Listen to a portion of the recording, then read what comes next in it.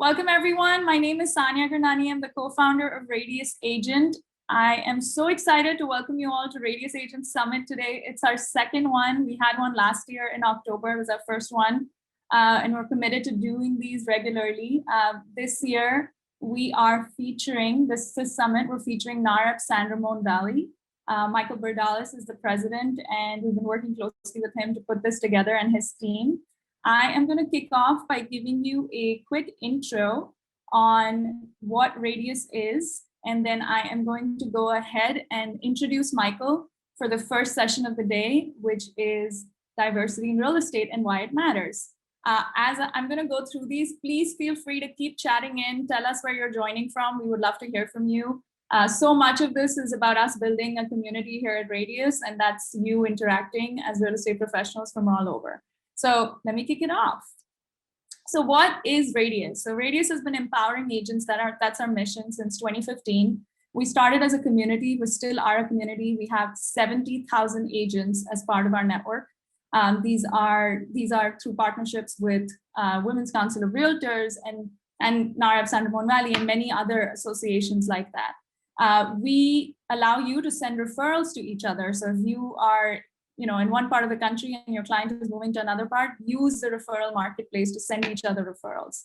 The other product we have, and you're going to hear about all these products as we move through the day, is Reyes Assist. This is an ISA concierge. If you are generating any type of online leads, I encourage you to try this out. This allows you to have an assistant on hand for a very affordable price that sets appointments for you.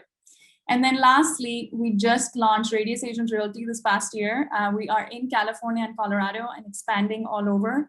We are a virtual brokerage that offers you the opportunity to build out your personal brand with us at the back of it. And we're super excited with the tech platform and everything else that we're offering to make this brokerage the best yet. So that's a quick overview on Reyes. I want to tell you the flow of the day. You're very encouraged to make sure you have summit.reyesagent.com on a browser, and that is going to show you the entire schedule the way it does here. And you can just click through the day and do watch now. That should be the goal. A little bit more housekeeping. If you're going to be on the summit, keep interacting. Hashtag Reyes Agent Summit. That's the hashtag we've been using. You can keep up with all the updates.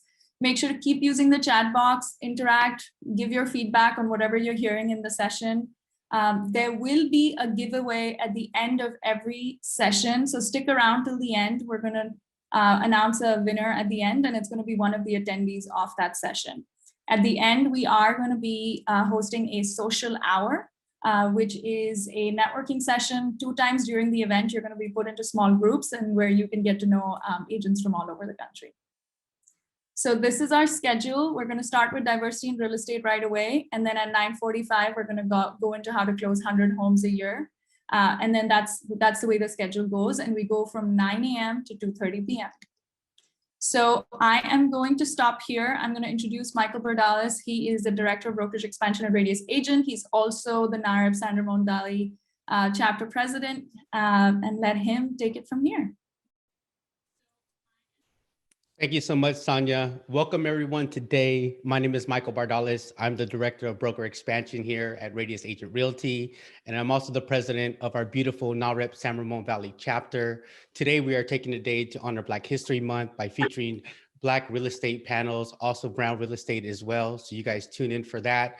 We do like to thank Reyes Agent and Reyes Agent Realty for being a big support of our chapter. Even before COVID, they were a sponsor. So shout out to Reyes for helping our chapter improve and being able to feature other NAREP people here today at the Reyes Agent Summit. But before we begin, I'd like to thank our entire board, and I want to give all shout outs to all of them. First, Alex Huezo, our past president. He's the one that got this entire group together. So shout out to Alex, and thank you for all your support and your inspiration to get this chapter going. Shout out to Ben Rojas. He will be the next president of this beautiful chapter that we're starting here. So everyone just thank Ben when you see him as well.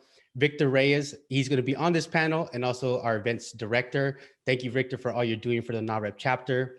Miss Christina Pineda, a good friend of mine, shout out to you for all the things you're doing here to increase our membership as well. Ricky Alvarez, he is the guy that's putting all the social media stuff out there. So when you see our stories, you see our IG, just know it's Ricky Alvarez doing it.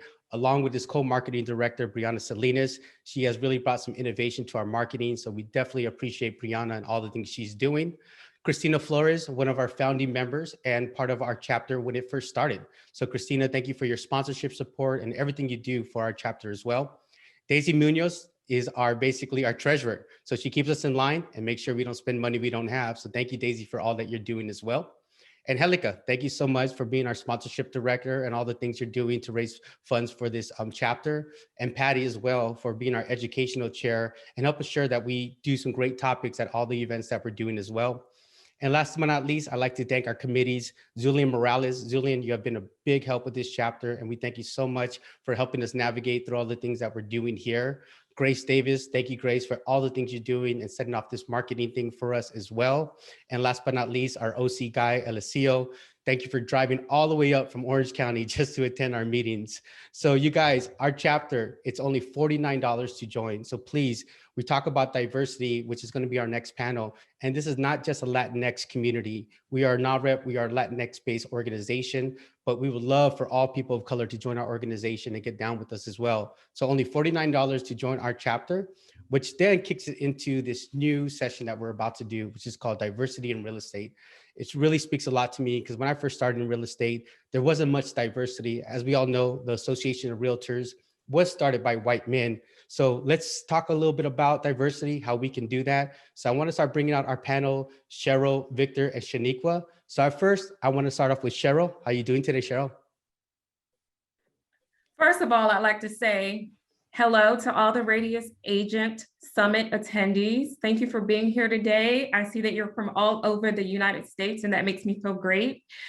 My name is Cheryl Abrams Davis. I am a partner at Remax United Real Estate in Upper Marlboro, Maryland. I have served as a past president on my local board. I'm also a board member at our state level. I've served on the National Association of Realtors board.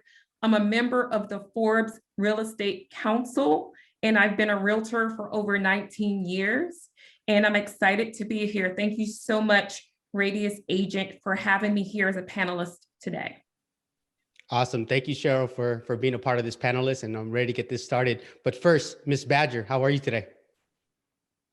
Good morning, everyone. It's still morning on our coast, but for some people, they're just getting about lunchtime. But good morning, everyone. My name is Shaniqua Badger. I am the team lead for the Badger Real Estate Group.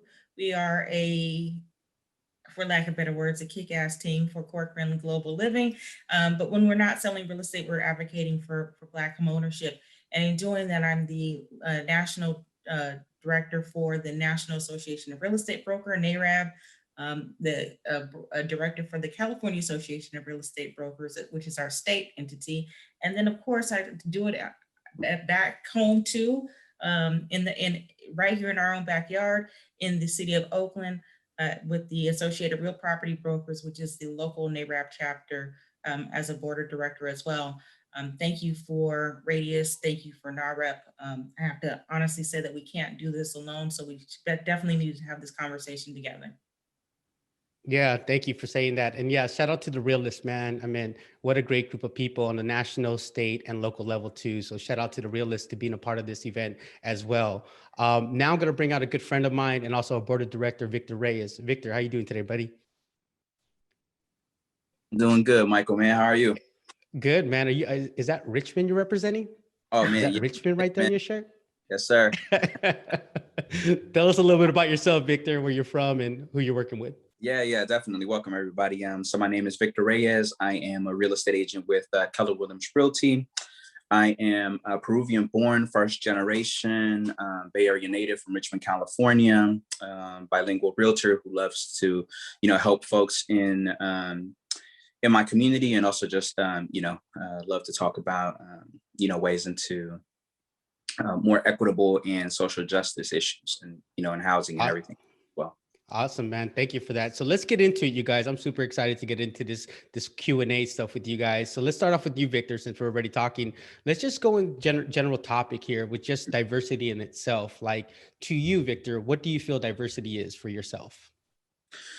So to me, diversity really is, or when we speak of diversity, it should be or it is, to me at least, a genuine effort or desire to reach out to folks from different backgrounds, right? So I think that's the key word. I think genuine desire to have folks from different backgrounds and different perspectives in order to, look at the world from a different lens. And I think that's what diversity is to me.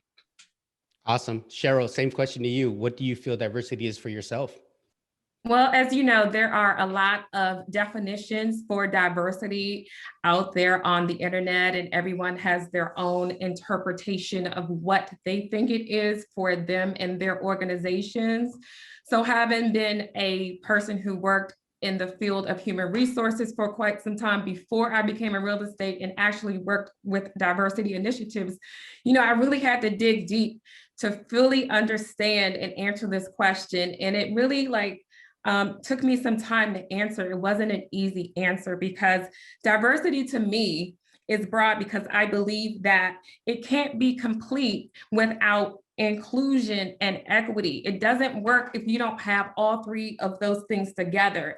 It's not just about inviting all people in. It's actually about the sum total of the consistent practice of involving people from all different backgrounds and walks of life and ages, and making them feel welcome and included. And like you said, Victor, without effort, it should be effortless. We shouldn't even really have to be putting this much effort into even having this conversation, but because this is the space that we're in at this time, this is what we have to do.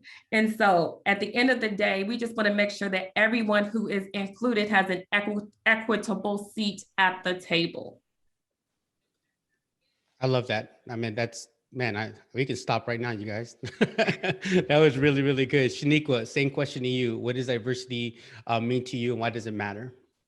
Well, I think representation matters, right? Because we have some serious issues that have affected our ability to create generational wealth in our communities.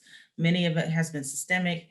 Even today we're seeing what biases and discrimination does to people in order to create that generation of wealth for our communities.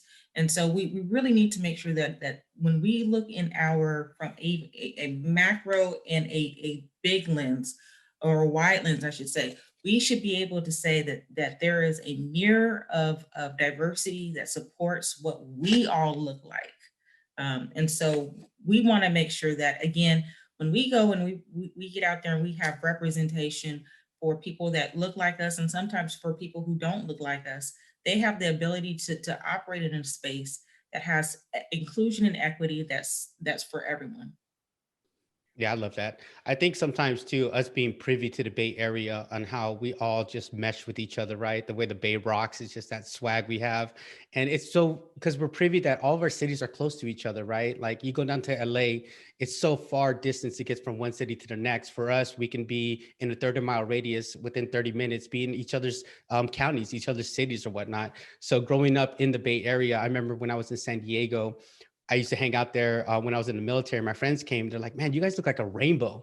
I mean, there's Filipinos, there's Asians, there's Black, my wife's Filipino, godmother to my our daughter is white, so my best friends are Black. So diversity is definitely privy here in the Bay Area. But let's talk a little bit about diversity in real estate. And when I first got into the business, man, in 2004, I didn't see people of color. I really saw other people, and I was really confused on where to be. But now, Victor, why is it so important now that we have diversity in real estate, especially in real estate leadership?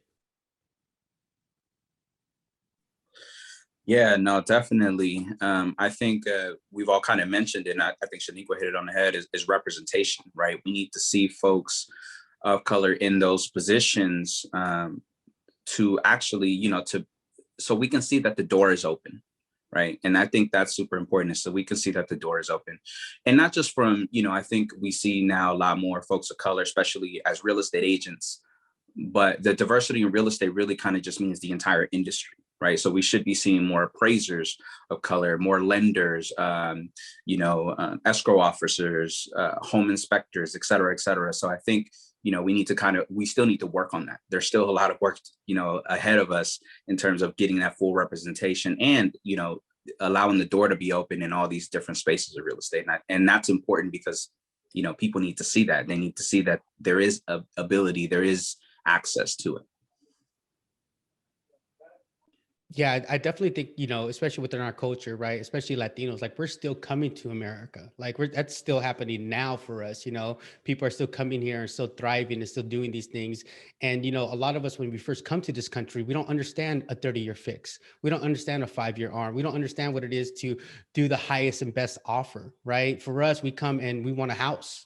Period. We don't really care what it takes. We're not thinking about interest rate. We're thinking about a better lifestyle for our community. Same thing in the Black community is like, we want to raise and have this generational wealth so houses can be passed on and so on and so forth. So Cheryl, my question to you is this, you know, what can we do in the BIPOC community right now to add more diversity into real estate leadership in our industry?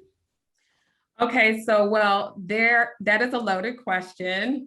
So I just want to piggyback on one thing that someone mentioned earlier. I think you actually mentioned that when you grew up, in an area where it was more of a rainbow, and that's actually your normal, right? You grew up seeing people of different nationalities and races, and that sort of started as your normal. But I come from a part of the country where there are areas where it's a little bit more segmented, and sometimes people don't get out of those segmented boxes. I feel that diversity, first of all, is important because when it becomes your normal space, like you said, it doesn't feel like, you know, it's a place that's unfamiliar to you. I think that when you come from places where you're segmented, you feel like you're in this unfamiliar place with these unfamiliar people. And what happens is that when we make our organizations more diverse across the board,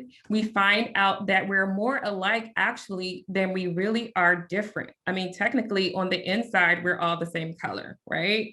But it's not just about color, it's about age. I mean, look at this panel. You know, I'm a baby boomer, okay? But you're probably, you know, millennials, Gen Xers. I mean, this really is what diversity looks like right here. It's all of the agents who are on the summit from all over the country, from all different backgrounds. Some are brokers, some are agents, some have been in the business for a long time, some haven't, some make a lot of money, some don't.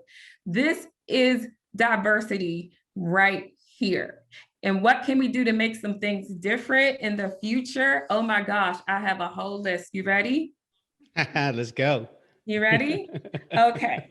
So what we can do is, first of all, change starts at the top, okay? So all of our leaders, if you are a person in leadership and you don't have a diversity, equity, inclusion policy in your organization today, you need to make that your top priority.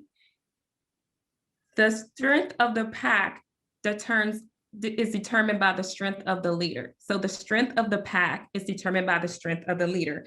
So that's number one. Did you know that the National Association of Realtors has diversity?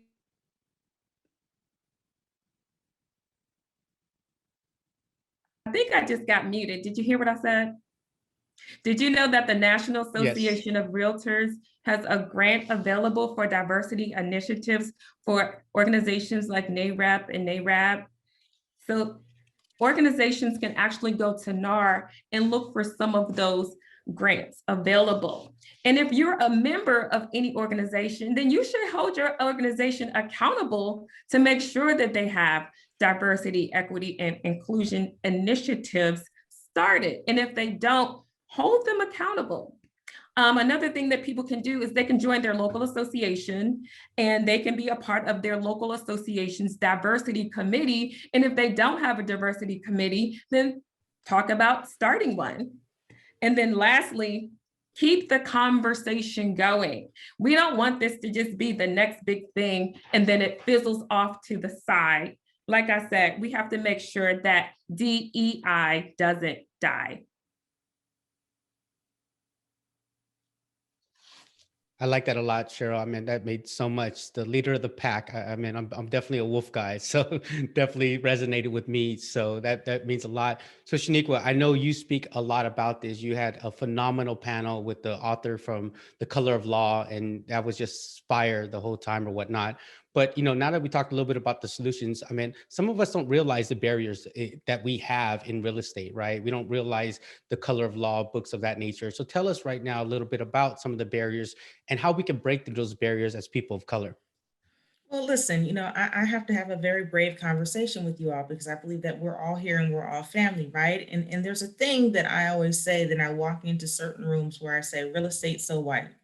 And we have to really start tackling that where we need to tackle it, right? And it's by having strong conversations like this. It's so important for us to get to where we need to get to and not focus on where we're at. But when it comes to looking at what are the things around systemic racism, around biases, all of these things that become a inhibitor from us becoming the best practitioners we can be, or from us being able to create those opportunities for our clients, or for us being able to bring in people that look like us when we're hiring for different positions in our companies, in our local chapters, in our local realtor boards, all of these things. So what are those things and what do they look like? First and foremost, understanding that redlining steering is still a big thing. And we have to tackle it again where it stands. And many times it requires us to have, again, bold conversations about what we can and cannot do and how we're going to make things different. I love what Cheryl has said about making sure that we have solutions, because we could talk about the problems all the time, but we really have to be very intentional about creating solutions and then standing in those intentions and making sure that other people are standing in those intentions, even when they don't want to. Because that's really where the work is. And we need to make sure that we understand that steering is still a thing, redlining is still a thing. We need to be very diligent about the interest rates and the type of loan products that our clients are getting into, because those are one of the biggest areas that I see are inhibitors from us creating equity and equality in real estate. We also need to make sure that we are holding the companies, all of these wonderful companies that we all join and be a part of. We have to make sure that the leadership looks like us. And we have to make sure that we have those hard conversations. Guess what? I have them. Listen, you don't get a partnership with me without being able to have that line of conversation. That's what a commission split's all about. It's a partnership. So guess what? We get to talk business. And the business of the business sometimes has to deal with equity and inclusion. Sorry, I don't know who you got hired, but welcome to my world. That makes so much sense. And that's why I kind of use the tag word Latinx exec, intentionally, because I want to show people from my community and my culture that we can get to the executive level. We can, be diverse in this thing. And I love the fact that, like, now, like you said, Cheryl, the Association of Realtors are finally kind of saying, okay, let's get some diversity going. Eric Wong, who's part of Bridge MLS, is starting a diversity committee within Bridge that, I'm going to be a part of as well. So yeah, I encourage all you guys out there to challenge that, man. I mean, definitely, because we pay towards a membership. We pay towards Association of Realtors. Our vote counts. That money goes to bills. That goes to legislation. That goes to lobbyists. And we can have that go back to us, but we got to get involved. Simple as joining some YPN chapters, simple as joining committees within your local association. The bigger impact happens at your local level first. Once we get a hold of that, we can go state, we can go national, so on and so forth. So tell me, Victor, what are some things you're seeing in your area right now that is actually positive about diversity, man? What are you seeing with other companies or within your own self that's including diversity within the real estate industry? Well, I mean, I would say that, a lot of organizations and companies are, I guess, diversifying and putting, folks of color in position of power. But, as I think, we've all mentioned, it's in many ways, diversity is just, it's kind of like the first step. It's very entry. It's very just visual. We got to work towards the inclusion part, the equity part, really, right? I think that's really kind of where we focus on. Really, the diversity is just kind of like the first entry point. And, you see it in organizations, but the thing is, when you have like a director of diversity and things of that nature, are they really making an impact on your organization? Right. And, if you, for instance, I'll give an example, like if you have, an organization of 30 males and you have one female, will that person's voice be heard? will that person make a true impact, right? And also, do you create a safe space and environment for that person to even thrive in those things? So I think when we talk about, diversity in organization, we got to be kind of clear in terms of, diversity is a very basic first step. And then you need to be inclusive to allow them to be their true authentic selves in order to work towards equity and real justice, social justice even. Oh, that's definitely great. I mean, that's totally facts. What about you, Cheryl? What are some of the things? I mean, I know you had mentioned some things, but you said you had a list. So you got some more things on that list? Well, that was the list for the other question, but I do want to say that we definitely are making some strides in the DMV area. I definitely have seen some changes. And as you know, there are definitely some rooms that we weren't able to break into, okay? So I'm sure that no matter where you are in the country, that there are some spaces that we all know that don't have people that look like us, okay? So I will say that our state association actually have put together a task force to look at how they were obtaining candidates for leadership.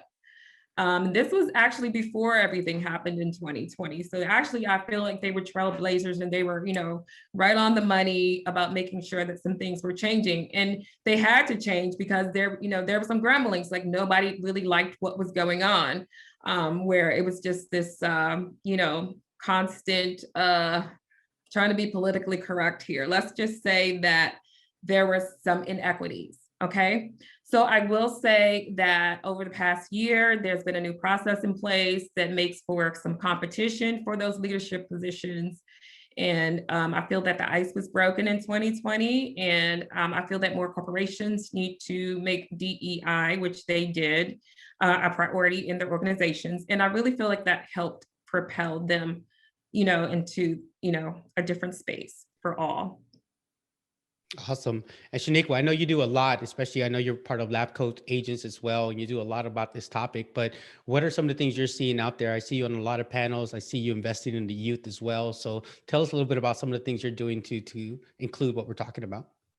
Yeah, I mean, I think one of the things that's very important is we gotta get to young people, and we have to do it early on so they understand what their position needs to be. Because guess what? There's a lot of people that are my age, older, younger than me, that have no idea what's going on. I mean, we're just now starting to see more conversation, even in the local Bay Area around, appraisal inequities. And so we have to make sure that we're teaching people what it looks like, so that they know they have the tools, resources, and understanding to battle it, so that they aren't a victim of it, and that they have their proper place in this wonderful place of real estate that they deserve. Yeah, I love that. I mean, investing in the youth should be the theme. It's better to raise them right than prove them wrong. You know what I mean? So I would love that opportunity. I mean, I think you spoke with Ian, right, on the Clubhouse. I think you're mentoring him. Did you get to speak at their school? He brought me, I met this young guy on our Clubhouse talk, 15 years old, wants to get into real estate investing, asking all the right questions. I had a conversation with him. He's an honor student. Next thing you know, less than a month later, I'm coming in and speaking to his class for Black History Month about family and values. So, we definitely have some young people out there that are absolutely getting it, and we need to make sure that we're carving out time to give them just a little bit of what we have if we don't do anything else. Yeah, I had an 18-year-old and a 16-year-old reach out to me, and it's like, yeah, let's do this. I mean, I love to just it's exciting. It is exciting because it's like they're such a sponge at that age. I mean, 15, we'll not talk about that here, but for them to be on Clubhouse, for them to take the initiative of wanting to get involved with real estate and stepping out of that comfort level, so it's really, really cool to see that. But let's talk about some silver lining things. I mean, 2020 was a tough year, right? It's still a tough year right now that we're going through or whatnot. But what are some things that you're seeing right now, Victor, in regards to the madness that's been going on? What are some silver linings that you're seeing that's happening here within our culture and within our community? Well, I think one of the things that, the year 2020 brought is really time for reflection, right? I think, the struggle has always been a part of our history. But 2020 really kind of allowed us to sit. We had to sit with that a little bit. We couldn't run away from it. Sports got shut down. You had to be on lockdown. So you had to face it in many ways. And I think that was the big difference in 2020 in terms of, what we saw, what people were doing, the social uprising, the youth organizations, youth-led movements, I should say. And so I think that was the biggest piece. And I think that, giving us the time to reflect on these things is the silver lining to say, like, we need to face it. And I think that's one of the things that we need to change culturally is we need to face the problems and we need to address them and have serious conversations that, make us uncomfortable. And in order to work towards, repairing those injustices, repairing those things that, we actually need to work on. And I think that's one of the biggest things that I appreciate about what has happened, even though, it's an interesting time. But I think that's the biggest piece that I get from it is that we are now reflect on this. Yeah, that makes total sense. What about you, Cheryl? What's some silver linings that you could share with us? I was going to say, Victor, you actually hit the nail right on the head. I look at 2020 as a big boil that erupted. And from that, we're just in a healing phase. And like you said, it gave all of us the time to reflect on everything, between what happened with all the different things. I mean, I'm here in the DMV. I mean, the Capitol is literally 15 miles from my house. So between what happened there with that insurrection and what's happening all over the United States and with the election, I think it just put all of us in a space where we had to really look back and reflect on our lives, where we're going, what our purpose is, how we're going to make a difference moving forward. So I think the biggest silver lining for me is, how are you going to make a difference moving forward? Even if you didn't do anything before, there's still time, for you to act, wherever you are in the world, to be a force to keep this movement going and don't let it die. That's awesome. No, definitely. I lived in Oakland, so definitely heard a lot of the stuff that was going on in our own community as well. So that's definitely great that you share that. Shanika, what are you seeing some silver linings here for us? There's a saying that says that when America is sick, the Black community gets the flu. Well, guess what? We've always had COVID, if that was the case.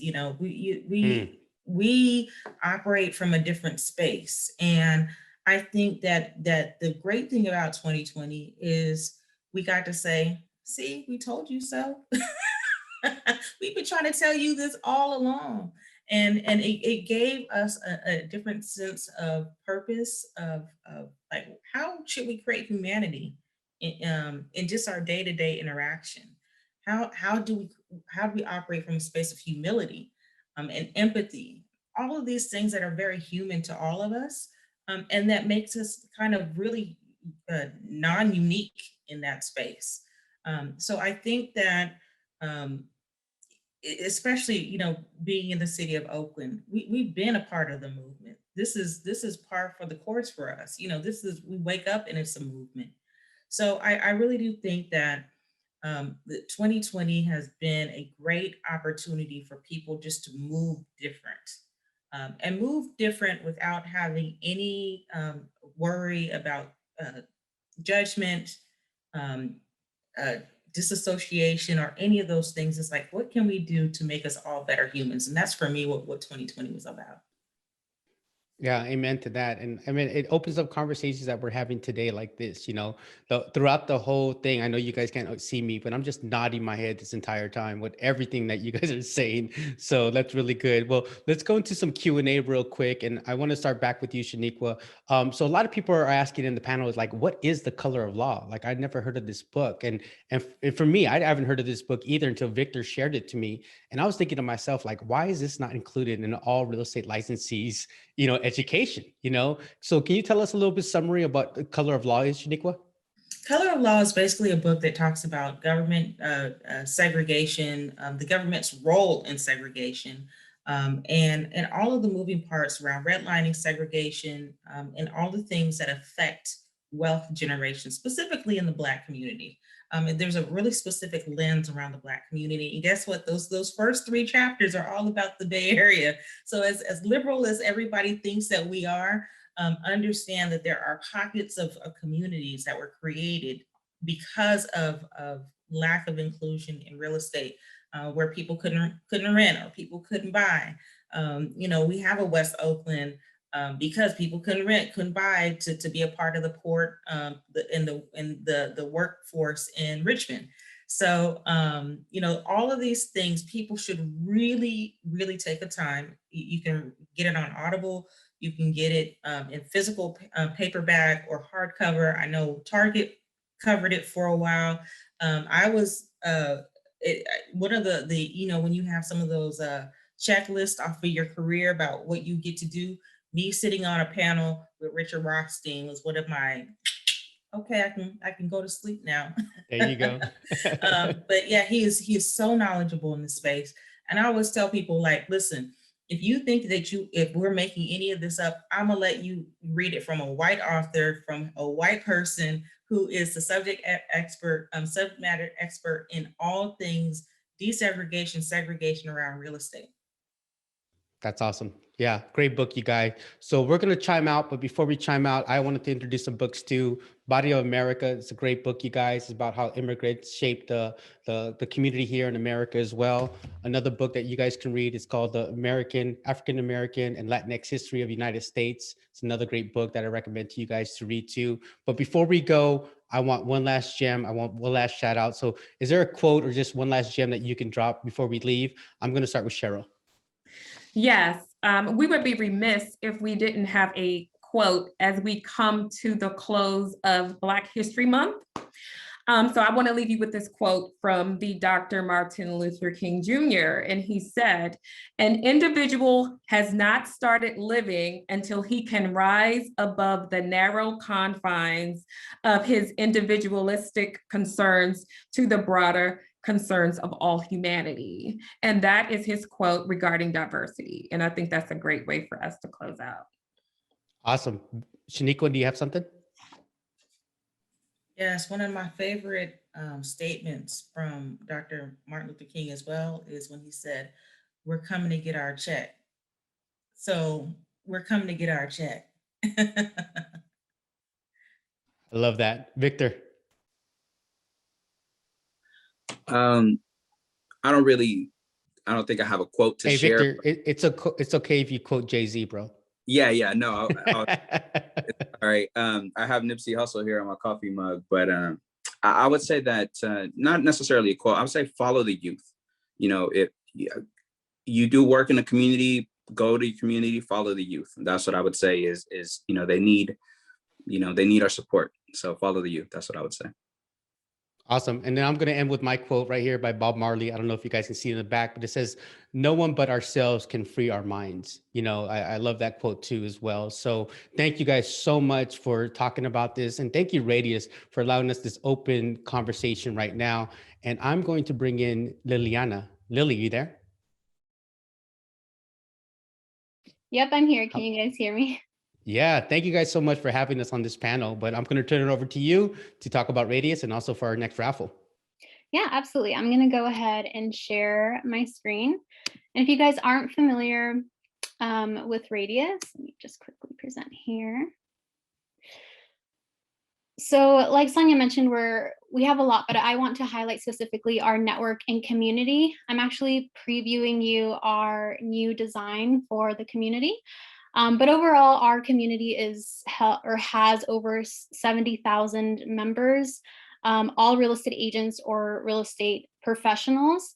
And here's where you can connect with other agents, network, you can send and receive referrals, agent to agent or on our marketplace. I really encourage you to, if you haven't already joined, or if you don't have the app, to download the app, because this is where you'll get the alerts from other folks that you're connected with or leads as they're coming in. And then as well, you will get the updates straight to your phone for other events just like this one and courses. I will put the link in the chat right after this, but first I want to also do the giveaway.